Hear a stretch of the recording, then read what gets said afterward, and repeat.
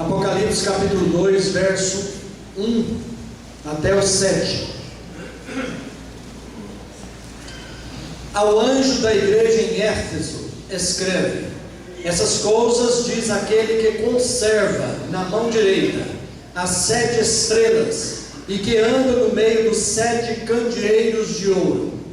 Conheço as tuas obras, assim o teu labor, como a tua perseverança, e que não podes suportar homens maus, e que pusestes à prova os que a si mesmos se declaram apóstolos, e não são, e os achaste mentirosos, e tens perseverança, e suportaste provas por causa do meu nome, e não te deixaste esmorecer. Tenho, porém, contra ti, que abandonaste o teu primeiro amor. Lembra-te, pois, de onde caíste, arrepende-te e volta à prática das primeiras obras, e se não, venho a ti e te moverei do seu lugar. E moverei do seu lugar o teu candeeiro, caso não te arrependas. Tens, contudo, a teu favor, que odeias as obras dos nicolaítas, as quais eu também odeio. Quem tem ouvidos, ouça o que o Espírito diz às igrejas. Ao vencedor, dar-lhe-ei que se alimente da árvore da vida, que se encontra no paraíso de Deus. Glória a Jesus. Fique com a Bíblia aberta, por favor. Glória a Jesus. Nós já oramos cantando. Fala, Deus. Glória a Deus. Meus irmãos, aqui, a partir do versículo 1 do capítulo 2 de Apocalipse, até o último versículo do capítulo 3, nós temos aí 7 cartas às 7 igrejas da Ásia Menor, conhecida na época como Ásia Menor.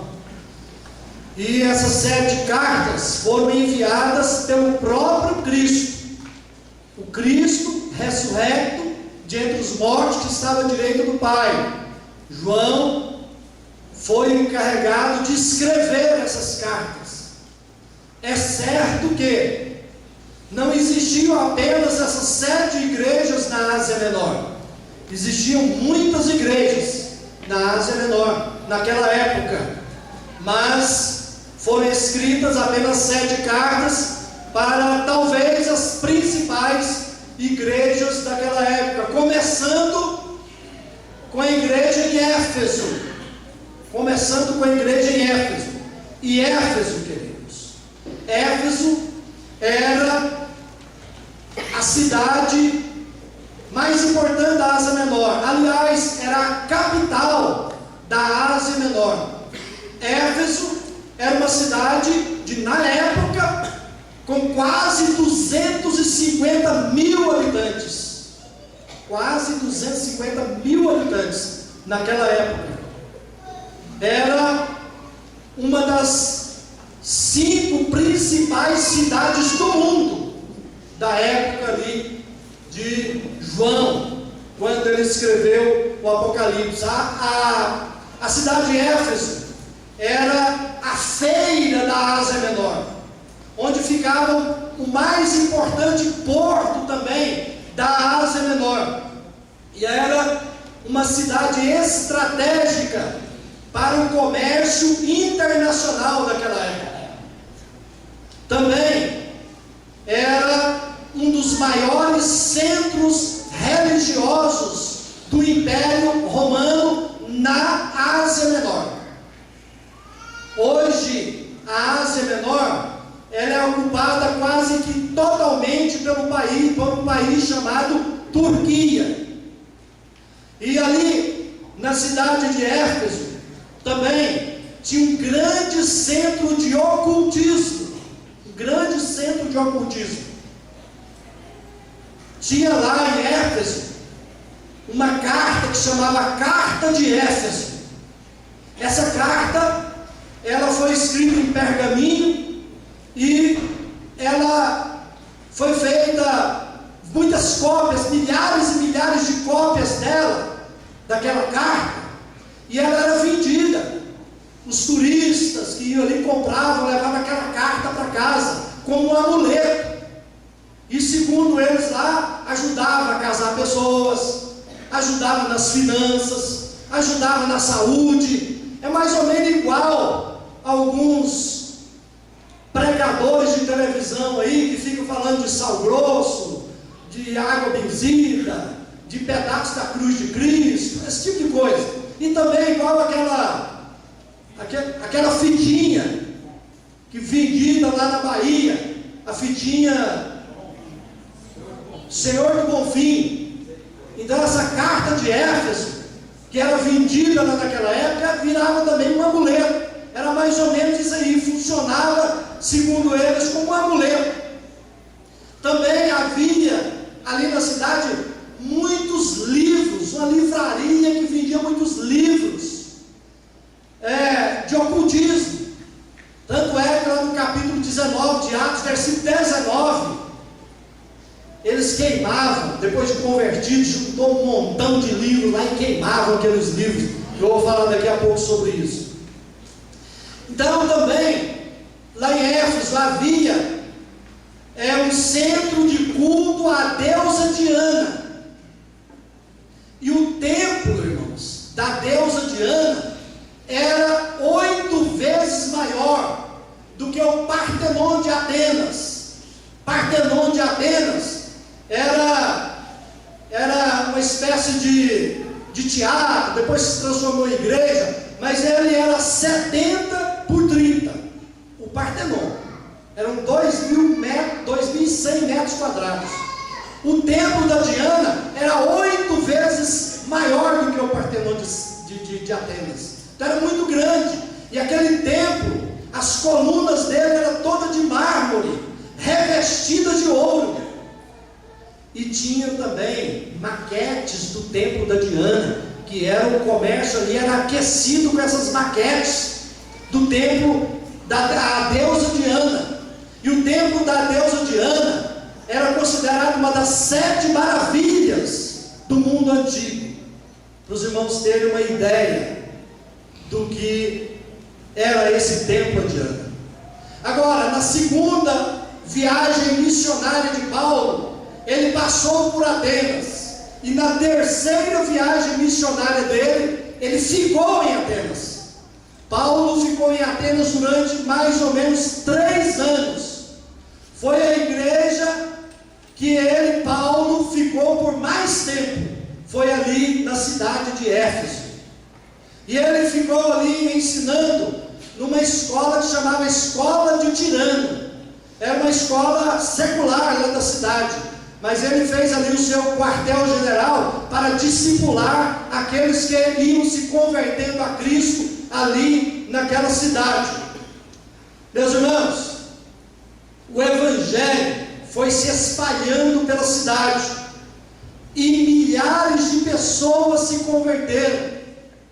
E o comércio ali, que era aquecido pela carta de Éfeso, pelas maquetes do templo de Diana, o mercado ali, esse comércio, melhor dizendo ali, foi a bancarrota, né? Entrou em colapso, porque as pessoas iam se convertendo e não queriam mais saber de ocultismo, não queriam mais saber daqueles amuletos, e houve um grande alvoroço ali, queridos, no final dos 3 anos que Paulo estava ali, que por pouco Paulo não foi pego pela turba ali, pelaquela multidão dos ambulantes, vendedores ambulantes. Por pouco ele não foi pego, ele queria até ir ao teatro, porque pegaram alguns crentes líderes, mas eles não deixaram Paulo ir até lá. Mas no final, entre mortos e feridos, como se dizia antigamente, salvaram-se todos. Mas o que nos fala a Bíblia também é que através da igreja em Éfeso, toda a Ásia Menor foi evangelizada. Glória a Jesus. Através da igreja em Éfeso.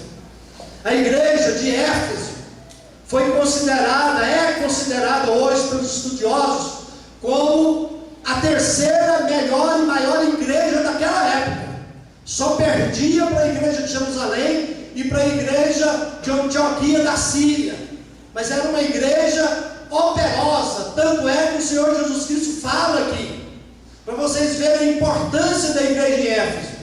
Ali por aquela igreja passaram o Apolo, grande pregador daquela época, Priscila e Áquila, que eram líderes e pregadores também, o próprio Paulo, que foi pastor daquela igreja, Timóteo também foi pastor da igreja ali em Éfeso, e por fim o apóstolo João, o evangelista João, foi um dos pastores em Éfeso.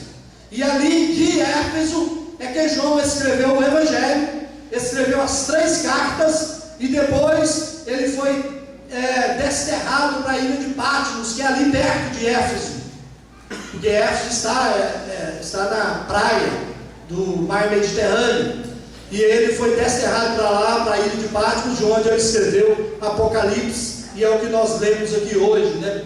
Uma pequena parte, uma pequena porção do livro de Apocalipse. Mas aí no versículo de número 1, você vê, escrevendo assim: ao anjo da igreja em Éfeso escreve: essas coisas diz aquele que conserva na mão direita as 7 estrelas. Você que está com a Bíblia aberta aí, olha no versículo 16 aí do capítulo 1, está escrito assim, está falando de Jesus, né? Que Jesus tinha na mão direita 7 estrelas. Depois do versículo 20: quanto ao mistério das 7 estrelas que viste na minha mão direita, Jesus falando, e os 7 candeeiros de ouro, as 7 estrelas são os anjos das 7 igrejas. Queridos, olhem para mim por favor. Quando está falando aqui, escreve as 7 igrejas, essas 7 igrejas representam a igreja de Jesus Cristo através dos séculos. Então, quando se escreve essa carta às 7 igrejas, está escrevendo também para nós aqui hoje. É como se estivesse dizendo assim: ao anjo da igreja que está na rua 8, quadra 14, lote 16, Vila Góis, Anápolis, Goiás, Brasil. Amém? Então, quando ele diz aqui que conserva na mão direita as 7 estrelas, que são os anjos da igreja, são os pastores da igreja, são as igrejas, porque o pastor representa as igrejas. É mais ou menos isso aqui, irmãos. Eu estou com esse papel na mão, quando fala que Jesus conserva na mão direita, mais ou menos isso aqui, ó. Amassei o papel, estou com ele, com o papel aqui na minha mão direita, dentro da minha mão, segurando esse papel. O original grego aqui do conserva é isso: conserva na mão direita os pastores e as igrejas, ou melhor, a igreja dele na face da terra, está aqui na mão de Jesus. Glória a Jesus. O que eu quero dizer também com isso,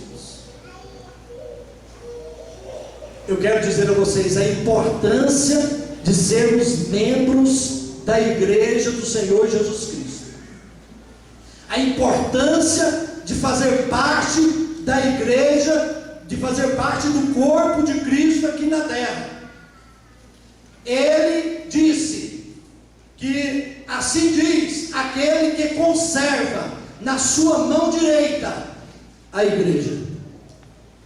Olha o que está escrito aqui em João capítulo 10, versículo de número 27 e 28, o Senhor Jesus dizendo: as minhas ovelhas ouvem a minha voz, eu as conheço e elas me seguem, eu lhes dou a vida eterna, jamais perecerão eternamente, e ninguém as arrebatará da minha mão.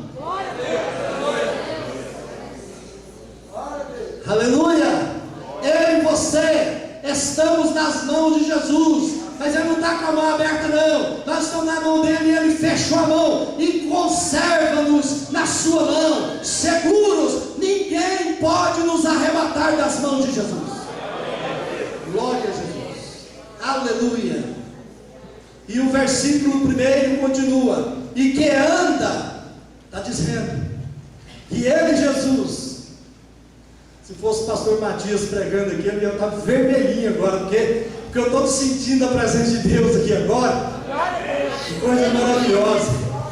E que anda no meio dos 7 candeeiros de ouro. Olha o que são os 7 candeeiros de ouro no final do versículo 20 do capítulo 1. E os 7 candeeiros são as 7 igrejas. Os 7 candeeiros são as igrejas. O candeeiro é o símbolo da igreja. Glória a Jesus. O que eu quero dizer com isso? Que ele está dizendo para João, e que anda no meio dos 7 candeeiros de ouro, que Jesus Cristo anda no meio da igreja. Glória a Deus. Glória. Aleluia. Agora vejam a importância da reverência quando estamos cultuando a Deus. Porque Jesus, ele é onisciente, onipotente e onipresente, mas ele também é transcendente e ele é imanente. As palavras difíceis, né? Mas transcendente aqui não fica apenas no físico. A gente sabe que ele estava antes de subir ao céu, ele apareceu no meio dos discípulos. Pega aqui em mim, sou eu não sou espírito. E ele é imanente. Imanente é aquilo que está, e não tem jeito, eu olhei no dicionário, não tem jeito de desgrudar, está intrínseco, está apegado. Assim ele está no meio da igreja. Se nós meditássemos, tivéssemos plena consciência da sua presença no nosso meio, nós seríamos mais quebrantados, nós seríamos mais humildes, mais reverentes. Queridos, ele passeia no meio da igreja. Ele está passeando aqui no nosso meio agora. Quantos creem? Diga amém. Glória a Jesus. Aí depois o Senhor Jesus Cristo aqui, nos versículos 2 e 3, faz elogios à igreja.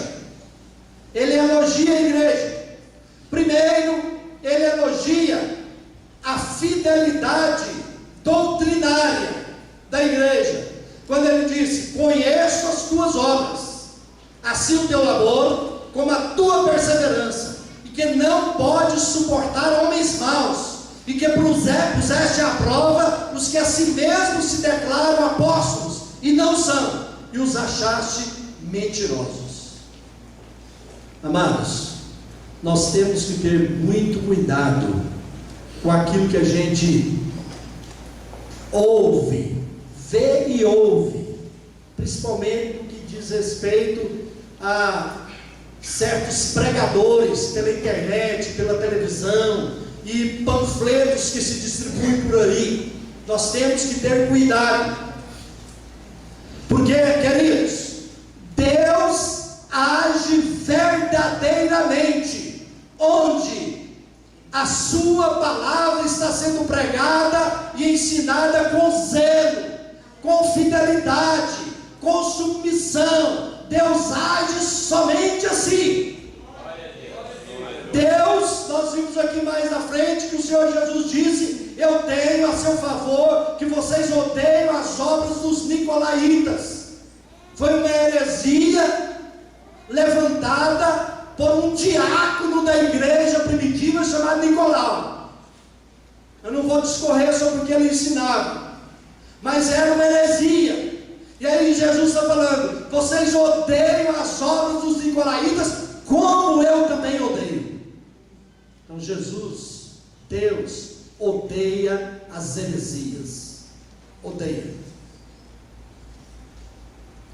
Nós não encontramos em lugar nenhum das Escrituras Deus abrindo mão da verdade.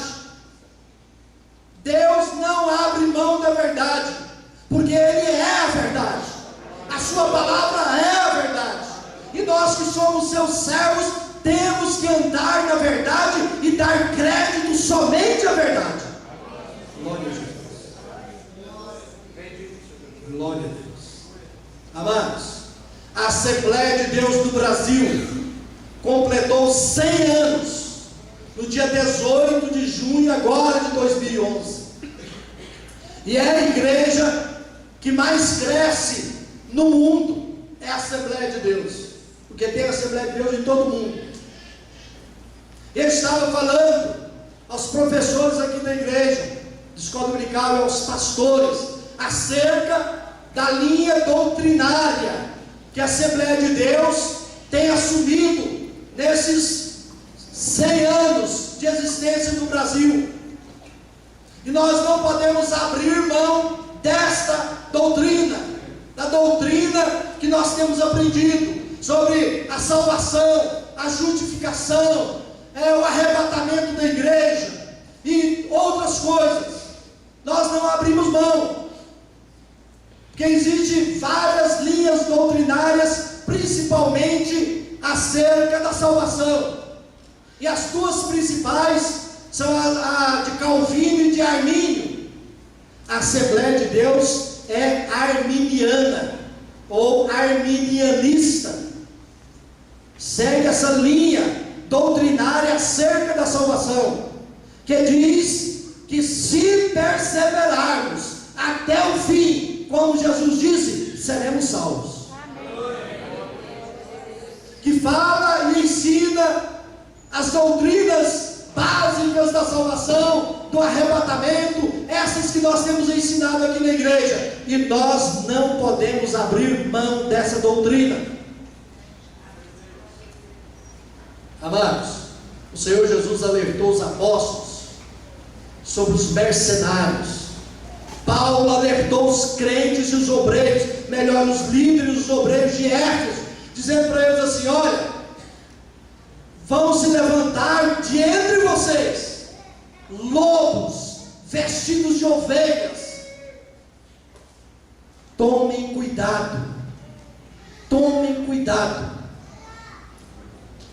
Amados, o evangelho, os evangélicos do Brasil têm crescido de uma forma extraordinária. É o maior hoje. Os evangelhos do Brasil têm crescido de uma forma tão grande que tem assustado o mundo. É o maior crescimento do mundo hoje, no século 21. Mas eu pergunto, que tipo de crescimento é esse? Que evangelho é esse que tem sido pregado? Queridos, é um evangelho que não tem a cruz de Cristo. Então é um evangelho falso. É um evangelho que tem pregado somente prosperidade e não tem falado de Jesus Cristo crucificado e ressurreto de entre os mortos. É um evangelho que tem pregado só bênçãos, e as pessoas estão correndo apenas atrás das bênçãos e não querem o doador da bênção, que é Jesus. Infelizmente tem sido pregado um evangelho barato, um evangelho que não transforma, um evangelho que não muda as vidas. Essa igreja em Éfeso foi elogiada porque ela era firme na doutrina dos apóstolos. Ela era firme. Glória a Jesus. Elogiou também o sofrimento na perseguição, nas provas. Versículo 3: tem perseverança e suportaste provas por causa do meu nome, e não te deixaste esmorecer. Se for fazer uma prova, com muitos evangélicos por aí, uma prova de morte mesmo, por causa de Cristo, muitos fogem, muitos não dão, me permite usar a expressão aqui, não dão a cara a tapa por causa do evangelho, infelizmente, porque tem sido pregado por aí um evangelho que não tem raiz, um evangelho de uma casa que está sendo construída na areia. Mas aqueles que creem no verdadeiro evangelho de Jesus Cristo no Evangelho que é pregado aqui nessa igreja. Essa casa está na rocha, está firme. Glória a Jesus. Jesus elogiou o compromisso no sofrimento. Ser crente ali em Éfeso não era coisa muito popular, não. Tinha que às vezes ficar escondido, porque a perseguição era grande. Se você está sofrendo alguma retaliação, alguma perseguição, alguma incompreensão por causa do Evangelho de Jesus Cristo, glorifique a Deus. Glorifique a Deus. Se nós quisermos viver uma vida piedosa aos pés do Senhor Jesus Cristo, nós vamos ser perseguidos, nós vamos ser provados, mas eu te dou uma boa notícia, porque a Bíblia, a palavra de Deus diz: bem-aventurado é aquele que é provado, porque depois da provação vai receber a coroa da vida. Glória a Jesus. Glória a Deus. E o papel da igreja, irmãos, não é agradar o mundo, não é ser aplaudida pelo mundo, porque o próprio Senhor Jesus Cristo disse: o mundo me odeia e odeia vocês também. Nós não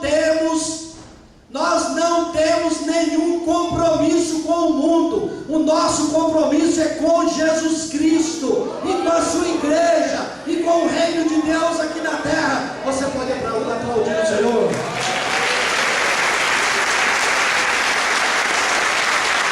Glória a Deus. Aleluia. Mas depois Jesus censura a igreja. Tenho, porém, contra ti, versículo 4, que abandonaste o teu primeiro amor. Versículo 5: lembra-te, pois, de onde caíste, arrepende-te e volta à prática das primeiras obras.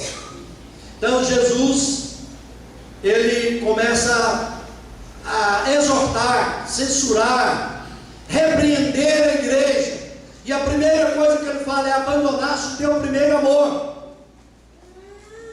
Quantos aqui já ouviram aquela expressão? Aquele irmão ali está no primeiro amor. Quantos aqui já ouviram essa expressão? Fulano está no primeiro amor. O que a pessoa está querendo dizer com isso? Que aquele fulano, aquele novo convertido, ele está no primeiro amor, né? Na conversão, primeiros dias de conversão, é que ele vem para a igreja e dá muito glória a Deus, e quer abraçar todo mundo. Quer abraçar todo mundo, e eu estou muito alegre, está abraçando, né? Ele está evangelizando, distribuindo folheto, e ele está em todos os cultos da igreja, ele não perde um. Esse é aquele que está no primeiro amor. Amados, quando Paulo escreveu aos Efésios, ele elogiou o amor dos crentes ali de Éfeso. Através do amor deles, o Evangelho estava sendo disseminado, estava sendo pregado, estava alcançando toda a Ásia Menor. Mas agora vem Jesus e diz: vocês abandonaram o primeiro amor. Queridos, eu quero repetir aqui algo que eu disse em uma mensagem há uns domingos atrás. Escutem: a marca do verdadeiro cristão é o amor. Aleluia. Glória a Jesus. A marca do verdadeiro cristão é o amor. Olha, Jesus resumiu os 10 mandamentos em 2. Ele disse, está resumindo não só os 10 mandamentos, mas toda a lei. Quais são os 2 mandamentos? Amarás, pois, o Senhor teu Deus de todo o teu coração, de todo o teu entendimento, de toda a tua força, e ao teu próximo como a si mesmo. Glória a Deus. Glória a Deus. É possível ser fiel às doutrinas, ser fiel às doutrinas da igreja, ou às doutrinas até da salvação. É possível ser fiel doutrinariamente e não ter um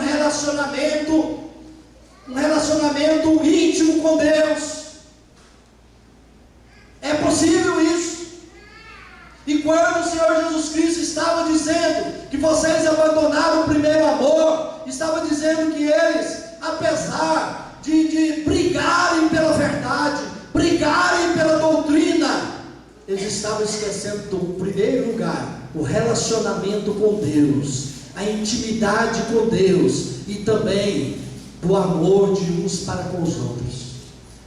Vocês abandonaram o primeiro amor. Agora, nós precisamos entender que a verdade, a doutrina, ela pode, deve e caminha junto com o amor.